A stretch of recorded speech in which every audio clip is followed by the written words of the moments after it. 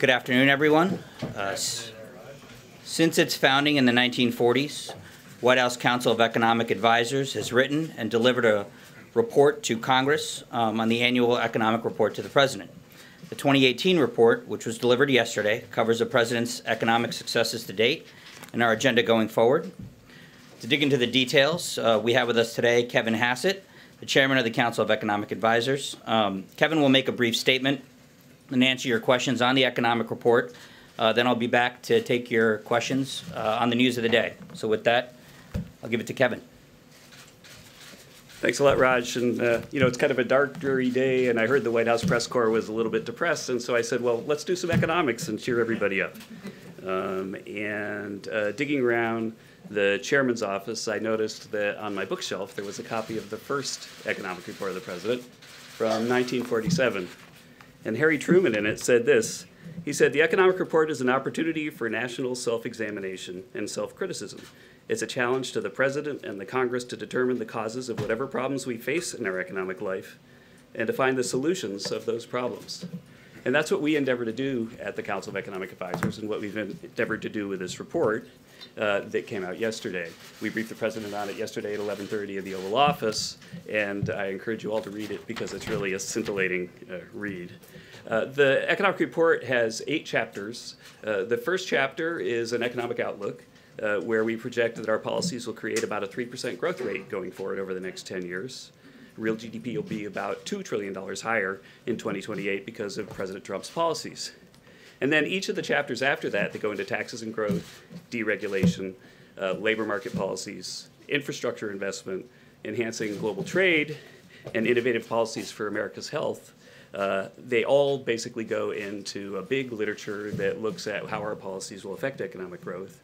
And we start with a baseline of 2.2% growth and show that we can get to 3% growth just by adding up what the academic literature says about the economic effects of our policies. Now, we're supposed to also come up with measures of our nation's problems that help set priorities and quantify how bad our problems are. We have 2 attempts in the economic report to do that. One is we have a chapter on cybersecurity, where we did a lot of original research to find that cyber theft is costing us about $100 billion a year right now in the U.S. in 2016. And the second thing that we did is we looked at the opioid crisis, where we find that that's costing us about $500 billion a year to help us set the priorities. And with that, that's what the economic report says. I've got just a few minutes for questions, but also anyone who wants to can reach out to us and come over to the CEA office and ask me questions there. And I'll start with you in the back. Yeah, thank you, Kevin. 2 questions for you, one on the dollar and the other one on the stock market. We've seen a tremendous amount of stock market volatility over the past month or so, and I'm wondering if you think that that volatility has any impact on the real economy beyond just Wall Street. Yeah, stock market volatility is something that's to be expected. You know, it's a regular thing in the stock market, and it tends to go up when the market has gone up a lot, as it has in response to our policies. I don't think that it's anything unusual or something for people to be concerned about. Question up here. Can I follow up on the dollar, sir? Oh, the dollar. Secretary Mnuchin has spoken a lot about the dollar, and the dollar policy has not changed in this administration. About whether the United States still has a strong dollar policy, Sure. Because there have been some comments that suggest that maybe the United States wants to... Secretary Mnuchin is in charge of communications about the dollar policy. Right here. You address some of the critics who say that the economic policies of this president may lead to greater inflation. Mm-hmm. Yeah, that's right. That's something that people are concerned about, and certainly there's been some inflation data that has caused some pause for markets, some concern for markets.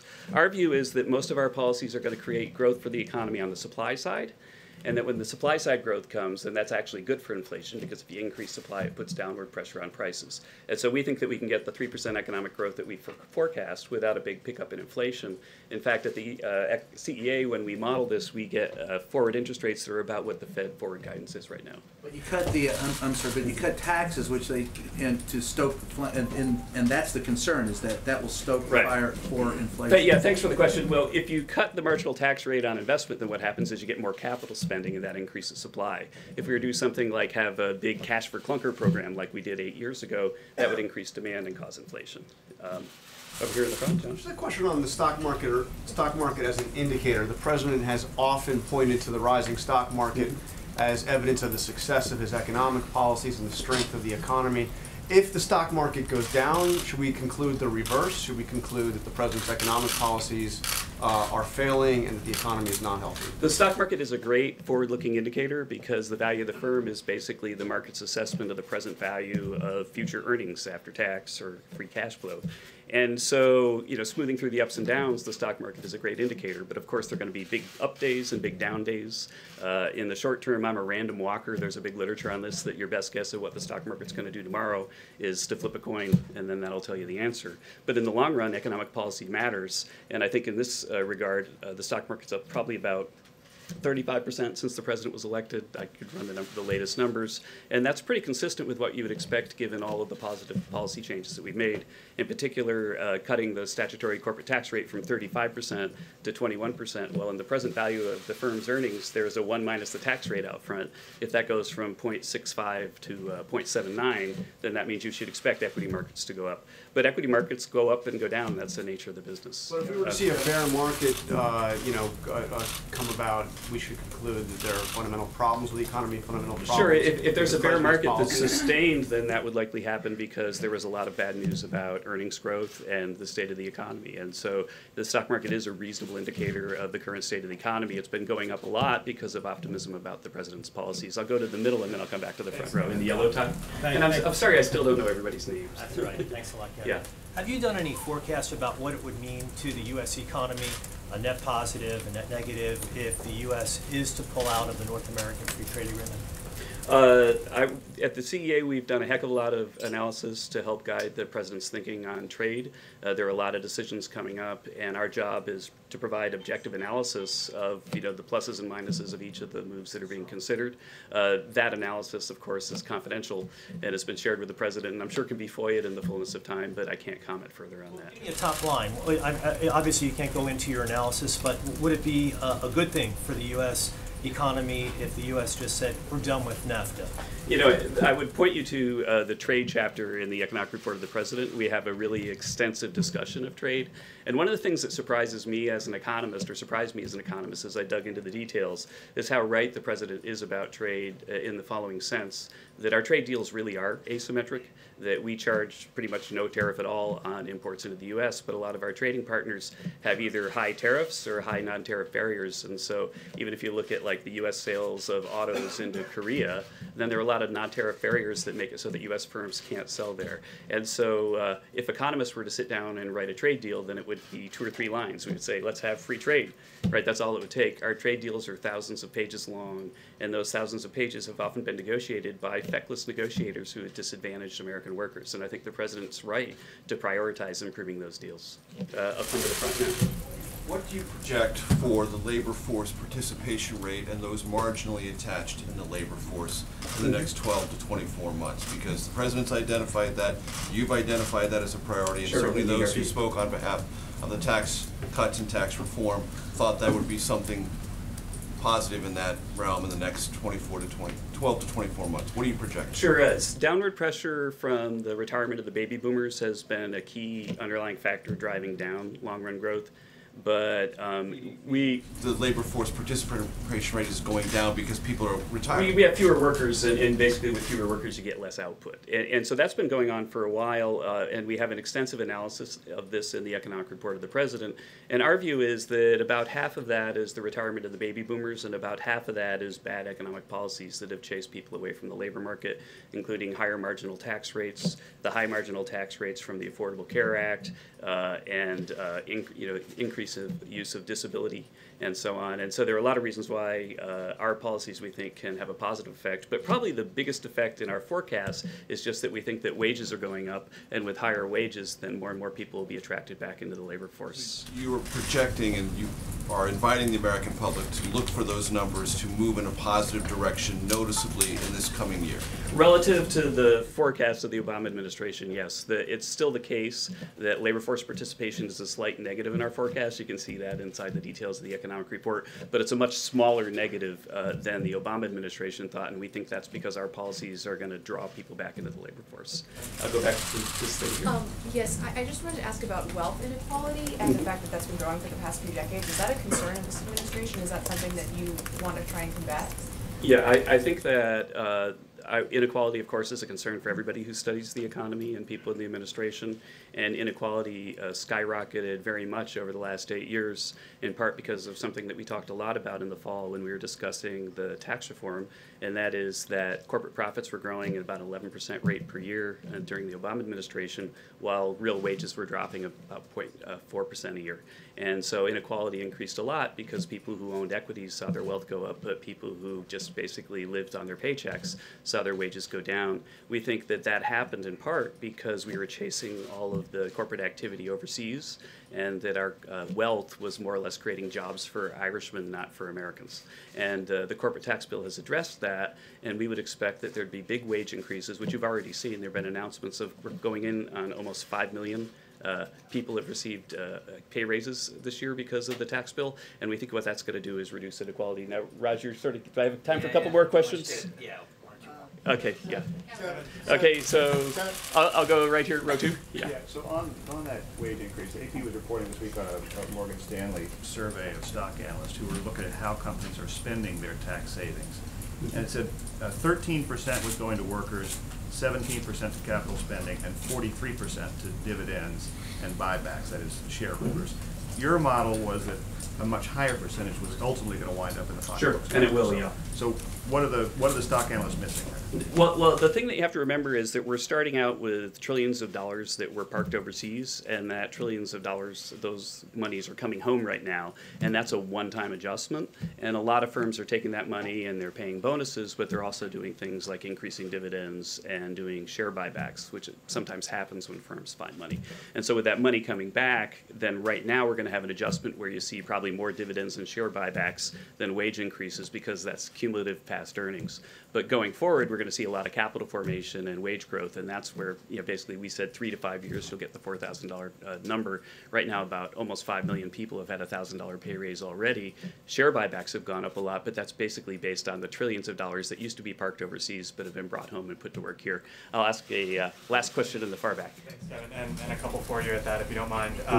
You sort of laid the foundation in there for increasing the gas tax, talking about how it hasn't been touched in about 25 years while construction prices have risen.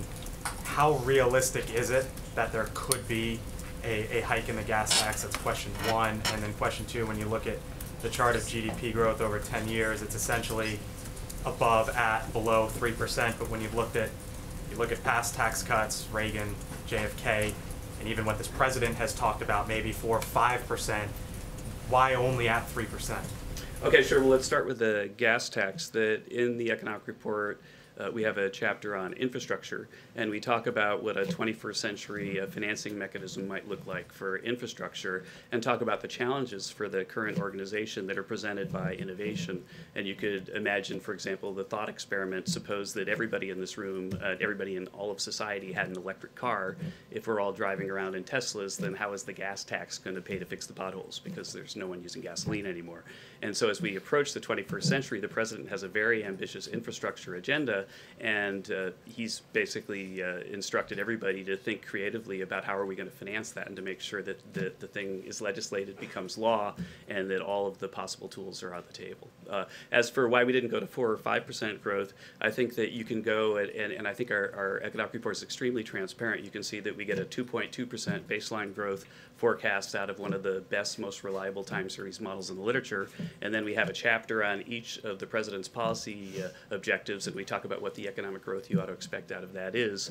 That gets us up to 3.2%, 3% on average over 10 years. And that's all really based on very hard science. We have more than 50 pages of academic references in the back where those numbers come from. If those numbers had led us to 5%, then we would have been at 5%. Let me close though by putting that in perspective. The median forecast for economic reports of the president, going back to this one, is that economic growth would be about 3.2%.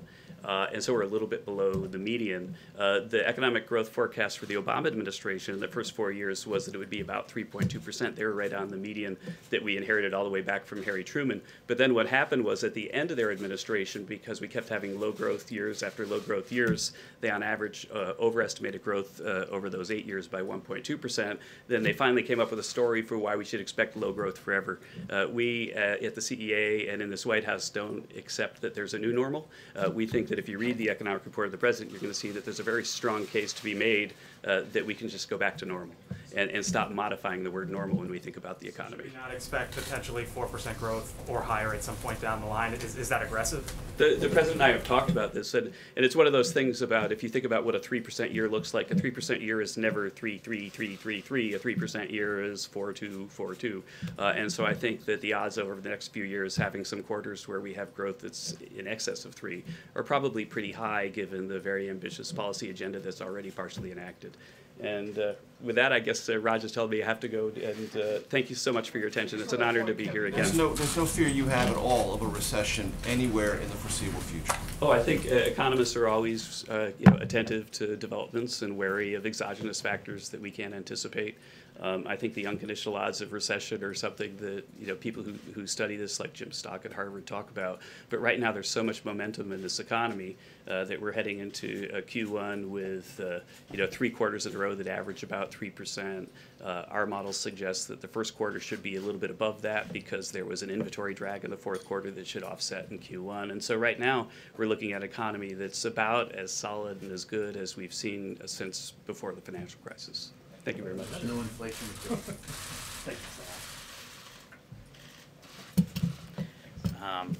Thanks, Kevin. Moving on, as you all saw yesterday, the president hosted an extraordinary listening session with students, teachers, and families impacted by school shootings.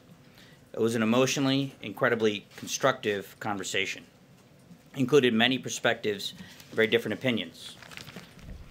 And it focused on solutions, which is exactly what the president's looking for.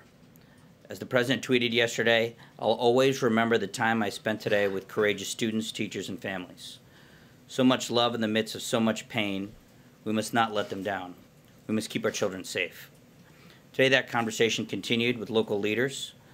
The president knows the best ideas usually come from the local level and not from Washington, D.C., and that's certainly the case here. Next week, the president will welcome governors to the White House, and the top issue will be school safety. I'd like to quickly follow up on a question I got from April Ryan last week. She asked about the Violence Against Women Office in the Department of Justice. The president's proposed budget for fiscal year 2019 does increase funding for the Office for Violence Against Women by over $3 million. Our goal is to ensure this funding has a maximum impact, providing support and assistance to survivors and combating domestic and dating violence, stalking, and sexual assault. Finally, 2 quick things I'd like to point out before taking your questions. First, a new Gallup survey out today shows that the percentage of Americans who are satisfied with the United States standing in the world has increased by 13 percentage points in a single year under this president. That is a 13-year high. And last, but certainly not least, I'd like to offer congratulations to one of your colleagues who's not here today, Margaret Brennan, who's just announced as the new host of Face the Nation. So with that, I'll take your questions. I'll start with Major. Thank you, Raj. Would you summarize for us what the president intends to do in terms of legislation he will propose to Congress on guns? He raised a lot of issues yesterday. He raised them again today in the second listening session. Is he going to send a bill to Congress authored by him and this administration outlining what he wants, or is he going to leave it to Congress to decide what to propose and what to vote for? Well, the president is proposing ideas. He's listening right now. He's been talking about a series of ideas. He's talked about strengthening background checks, right, with an emphasis on mental health. He's also talked about raising the age for some gun sales. He's talked about ending bump stocks, the sale of bump stocks. And there's also state laws that have been on the books and that we're continuing to look at. So right now we're in a listening phase. I wouldn't say that we are or aren't going to propose something that is as specific as legislative language, but he's going to come forward later on with something a little bit more concrete. For example, on bump stocks or any of these questions, the best way to approach it is to have Congress write the law and for him to sign it, because he's been pretty specific and consistent on that point. Regulations are helpful, but laws are better. Does he believe Congress should rewrite laws in conjunction with and consistent with the priorities you've just outlined? Right. Well, I think to each of those points, there could be a different approach. In some areas, state laws make more sense. In other areas, for example, well, I think some states have had these red flag laws, for example, that remove firearms after you go to a judge for potentially dangerous individuals. That's something that's being done right now in a variety of states, right? They have due process rights for these individuals. It seems to be working in certain areas. That's something that we're looking at, and other places are looking at. Look at that federally. Right now, that's not under consideration, but that doesn't mean it can't be. I think what we want to say, though, is that on the issue of bump stocks that you outlined, he's already ordered the Department of Justice to look at that also. Sure, but I think that right now he's ordered the Department of Justice to take action, and I think that we're going to see exactly the rule that might be proposed by the ATF and the DOJ on bump stocks. But I don't think that some panacea makes the most sense. I think we need to look at first what policy we want to come forward with, and then what is the right legislative approach, and at a federal and state level. Jonathan. Hey, Raj, the president's talked about arming teachers who are capable of handling firearms. Mm-hmm. There are 3.5 million teachers roughly in the United States. He said it would be about 20%. That's 700,000 teachers. How would the president propose arming 700,000 teachers? Well, I think what the president talked about was taking individuals, personnel within schools. Some could be teachers. You could have other individuals who have training already in how to use firearms or could gain training, and making sure that those individuals have access to concealed weapons that they could have on school grounds. In those instances, the presence of individuals would deter potential attackers. But by his numbers, we're talking 700,000 teachers or other school personnel, maybe even more, armed in schools. How is that practical? How is that wise to have 700,000 more firearms? I think when you have a horrific situation like you had last week and some other school shootings that we've seen, these horrible tragedies, what we think and don't think is practical can change. John. In order for something like that to be effective, you'd have to get buy-in from many, many school boards across this country. And so far, much of the reaction that we've seen to this idea has been negative. Does the president expect that he can get enough buy-in in order to send a signal to potential shooters out there that this is a hardened facility? You walk in the door, as he said a little while ago, you're not going to last very long. We certainly think so. Look, there are a lot of individuals, leaders in Congress. The NRA has been supportive of this idea. A lot of other folks have been supportive of this idea. The notion that trained individuals who work within schools that have firearms and can serve as a deterrent, we think could keep a lot of schools and a lot of communities safe. Hallie. Two questions for you on both of these policies to follow up on this conversation. There are some districts, as you know, that don't have enough money to give teachers the school supplies that they need. So how are schools supposed to pay for bonuses for armed teachers, as the president has suggested? I think we're looking at school safety measures. Again, there's a policy piece to this, and there's a legislative piece to this. I think those are. Yeah, and there's a budgetary piece to this.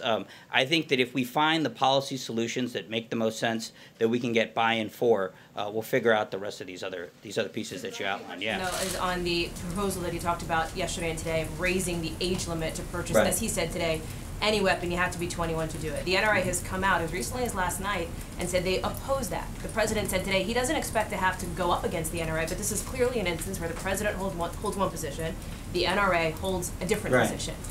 Is the president prepared to take on the NRA? What has he said to them? What assurances has he received from them since he said he doesn't expect a battle? Well, the president did talk to Chris Cox over the weekend. In dealing with school safety issues, we don't expect to agree with the NRA on every single issue. We do think that they are concerned about school safety. As the president tweeted this morning, we think that they're interested in doing what's right. It's going to be part of an ongoing conversation. Their stakeholders, along with family members, students, parents, teachers who the president heard from yesterday, local officials who he talked to today. So he's going to get opinions from a lot of folks, and he's going to come to the right steps that are necessary. Change his mind on that. I'm not saying he can change his mind. I think that the point here is that he's going to take input from a lot of folks and come forward with proposals that we think can improve school safety. Shannon. So one solution that the students and family members have called for is a ban on semi-automatic rifles. Is that something that's on the table that the president's considering? Well, Sarah said the other day that no potential solution is off the table. With that said, when you look at what happened in Florida, you have an individual who dozens of times police either went to his home or were called. There was a call to the FBI. This was a troubled individual. He had been identified. There were a lot of alarms raised about this individual. We don't think that the the immediate policy response would be to ban an entire class of firearms. What we're looking for is solutions that don't ban a class of firearms for all individuals, but ban all weapons for certain individuals who are identified as threats to public safety. The president had said before, he wrote in his book in 2000 that he was for the assault weapons ban. Is there something that's changed his thinking in that time, or can you? I mean, he campaigned for president and was opposed to the assault weapons ban, and his position hasn't changed on that. Jackie. Raj, I want to ask you about the rule finalized by the Obama administration that President Trump reversed last February, which would have allowed the Social Security Administration to provide information to the gun background check system of people with mental disabilities. CBS News has asked the White House on 15 separate occasions for a participant list of the bill signing, which you guys normally release along with a picture. Is there a reason that you guys aren't releasing this photo if the president, as he professed today, is proud to work so closely with the NRA? And if not, why not? Well, I don't know. You hadn't asked me about it, and if you have, I apologize if I haven't gotten back to you, and I don't know if there's a photo, but I will get back to you. On the rule that you're talking about, the Social Security Administration's regulation under the previous administration that blocked gun purchases was opposed by folks on both sides of the aisle, including the ACLU.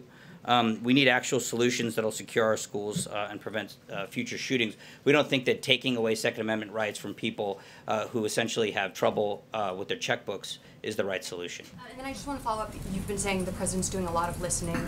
Did he watch the CNN town hall last night, and why didn't he attend in person and listen in person himself? I didn't ask him about that. Julie. Hi.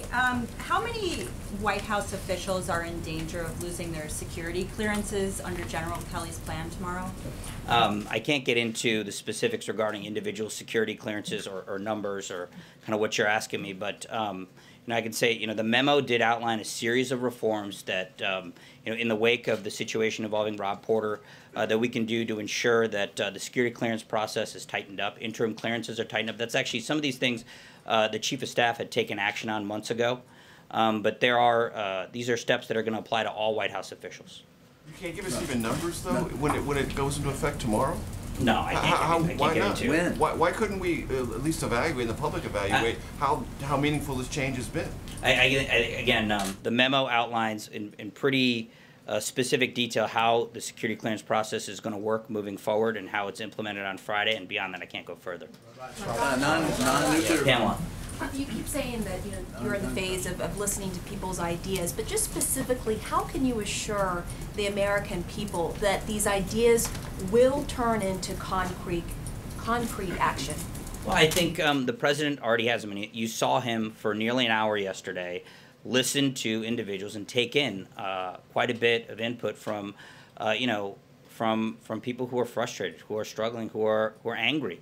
A lot of people, it was very raw, it was very emotional, it was very real. I can tell you it's impacting him. I can tell you that he is listening. And again, the policies that he's beginning to talk about, background checks for one, mental illness and specific measures that we can look at to improve the background check process by looking at mental illness is another. Again, the age 21 piece of this. So there are a number of things that he is considering and talking to family members, talking to local officials, talking to many others. It is impacting some of his thinking. Sure that action will be taken. Well, I mean, look, as I said, as I told Major, right now we're in a listening phase. There's a policy process. Eventually there'll be a legislative process. And is he willing to go against the NRA ultimately, because the NRA is standing firm that it does not support age limits for semi-automatic rifles? Is the president willing to stick with his? Sure, he's willing to do what's right to ensure we have safe schools. Yeah. So when the president talks about comprehensive background checks, can you tell me exactly what he means by that? Does he mean that he thinks that every sale of firearms should come with a background check, meaning closing some of these loopholes, like the gun show loophole?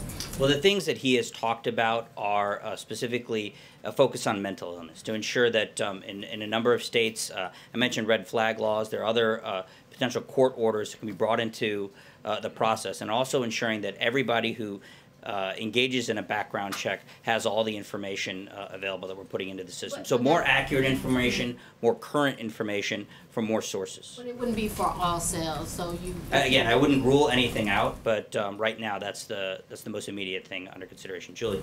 On the age limit or the age threshold for purchase of a weapon, is he thinking about an across-the-board threshold for that, or for certain classes of weapons? How specific can you be about For right now, for semi-automatic weapons. Just for semi-automatic weapons? Correct. And then can you talk about what motivated him today to come out against active shooter drills in schools? A lot of districts around the country have been doing these drills to basically prepare students and teachers to survive if there's an incident like that. I did talk to him about that. I mean, he said that the term active shooter drills is particularly could be frightening for young children. He thinks a drill that's that has a different name and is not the brand of it, frankly, doesn't frighten children might be a better way to approach it. Lali. Do the drills, but just don't call them active shooter drills. Is that what you're saying? Yeah, I think safety drills, which help in these types of situations, would be more appropriate. The term active shooter drill for a young child could be very frightening. Lali. Last August, the President had announced his South Asia policy. It's about 6 months now. How does the President see it has moved along, and has it progressed on the lines that he wanted to, or what are the bumps on the road? So the United States is working closely with our partners in Afghanistan. We've made significant progress against ISIS in reducing their presence and eliminating hundreds of fighters. We've eliminated their top leaders, and we're working relentlessly to target their leadership and bases wherever they emerge. I know that we have restored some clarity in our relationship with Pakistan. For the first time, we're holding Pakistan accountable for its actions. We've seen modest progress in terms of Pakistan's actual acknowledgement of these concerns, but the President is not satisfied with progress when it comes to Pakistan. John. Thanks a lot, Ron. Are there any proposals or initiatives the President is considering that he could implement by executive order as it relates to the mass shootings that we've seen across our country over the last few years? Well, he did sign a presidential memorandum earlier this week, specifically on bump stocks, ordering the Attorney General to expedite the ongoing review that's been happening at the Bureau of Alcohol and Tobacco and Firearms. And that's it? Yeah. Okay. And then as it relates to reaching out to members of Congress, has the President, since the horrific incident that happened last week, reached out to either the leaders, Republican or Democrat, of the House and the Senate to move some of these proposals forward in the House or the Senate? Well, he has ongoing conversations with a number of members of Congress on a whole host of issues, and this has been a part of that. He did talk to Senator Cornyn on Friday, specifically about his fixed NICS bill, and this has been part of a lot of ongoing conversations. Again, there is a policy process that is ongoing, and when Congress gets back into session, I think there's going to be more engagement with both Democrats and Republicans on these issues. Right. David? During that session, the President seemed to suggest he was thinking about pulling ICE out of California because of this sanctuary city flap. Is that a serious proposal? Well, we think California should actually enforce immigration law rather than get in the way of it and ignore federal immigration law. We think that sanctuary cities are a threat to public safety, and they encourage more illegal immigration. So I think the President was raising that concern and making a very valid point. So you think about pulling federal law enforcement out? Well, I wouldn't get ahead of anything the President might do, but I would say that California's law enforcement decisions and decisions of the governor and others up and down at the state level have been very troubling. Yamiche. Hi, I have a question about the President's reassurances that he's going to give to Republican lawmakers. The NRA president said today of people that are trying to change gun control that they hate the NRA, they hate the Second Amendment, they hate individual freedom. If there are Republican lawmakers who then come and back the president, if he has a difference with the NRA, what assurances is he going to give them that he's going to support them if the NRA chooses to run a primary challenger against them? Well, the President is going to propose, more specifics with regard to school safety. He's going to want support from Democrats and Republicans, and yeah, he's going to provide political cover for those who are willing to take leadership roles. I don't necessarily think that everything that he's going to be proposing is going to be at odds with the NRA or any group, but he is going to propose things. He is very serious about this issue, and he does want to have solutions. Francesca. Thank you, Raj. Following on several of my colleagues' questions about the issue of arming teachers in schools, I understand what you're saying about how this is something that we can get into more of the specifics later, but the president is saying that not just 20%, up to 40% of teachers could have these concealed carry permits in schools. And as John was noting, at that point, that would be more than 700,000. That would be, you know, 1 million plus at this point. And President Trump said that they would only be going to highly adept teachers, but he used John Kelly or someone like John Kelly as an example today when he talked about it. And so does the president really believe that there are up to 20% or 40% of teachers in schools who are as adept as someone like John Kelly at wielding a weapon? Well, we've talked to teachers, we've talked to folks in communities. I think there are a lot of people who, if they aren't, a lot of teachers who, if they aren't currently trained, would be willing to get trained. Again, this is a very complex problem, and we need serious solutions. That is a big step. I understand what you guys are saying, but I also think that if we really want school safety, a very serious idea is having trained individuals in schools with concealed weapons, because that will certainly deter potential attackers. One question on the background checks. The president used the word comprehensive background checks. What does he specifically mean when he says the word comprehensive? Does that mean universal, and would he be willing to support universal background checks? And just to clear that up, what I mean by that is background checks on all firearm sales. Right, and as I said, nothing is being ruled out at this stage, but the focus is on mental illness. Trey. Thanks, Raj. One on foreign policy for you, and one on domestic policy. Sure. First, on Syria, we saw the statement from this administration last night. And today, more civilians are dying east of Damascus. What more can President Trump do to stop the killing? Well, we are monitoring the situation, and don't want to get ahead of anything that may or may not be announced on that front. But you know, the Assad regime and Russia's actions on this front are on notice. Does the president believe Bashar al-Assad is committing war crimes? I would say that Bashar al-Assad has already committed war crimes. He's already gassed his own people with sarin. He's already committed unthinkable acts, and he's done so with Russian support. And you know, we don't want that to continue. On guns, quickly, sorry, Raj. On school shootings, generally speaking, does the president see this as a guns issue or a people issue? I think it's about safety. It's about people, and it is about ensuring that schools, our children, are kept safe. I mean, he talked about that. He talked about that a bit yesterday, and a bit also as well today.